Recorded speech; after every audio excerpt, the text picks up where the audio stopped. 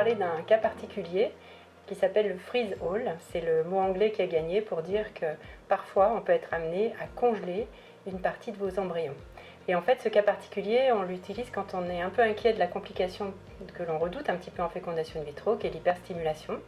Et quand on sait que vos ovaires risquent de répondre fort, malgré toute la prudence qu'on aura, les contrôles, les échographies, les doses, on peut être amené à vous dire on ne va pas annuler la ponction, bien que vous ayez beaucoup d'ovules, vous ayez le ventre un peu gonflé, pour ne pas que vous ayez fait le traitement pour rien.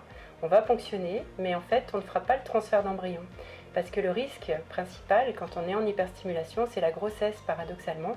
Et donc, dès qu'on place les embryons, on fait prendre un risque dont on n'est plus maître. Et ça nous inquiète et on n'est pas dans de très bonnes conditions. Donc on vous proposera cette solution qui va vous surprendre parce que quand on commence une fécondation in vitro, on a envie de faire la ponction, faire le transfert et que tout s'enchaîne bien. Là on fera la ponction, mais on prend ensuite vos embryons, les plus jolis, on va les congeler, on vous les garde, on vous les préserve. Et ce qu'il faut savoir, c'est même si c'est bizarre donc de ne pas avoir de transfert d'embryon, ça vous permet de vous reposer, d'être en meilleure forme 1 mois ou 2 mois après, le temps de reprendre de l'énergie.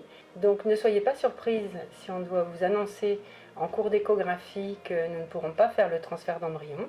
Nous ferons la ponction et sachez que les embryons que l'on pourra congeler vous donneront autant de chances d'être enceinte, voire peut-être même plus, et dans de bien meilleures conditions parce que nous ne serons pas obligés de vous stimuler aussi fort et toute la différence est là.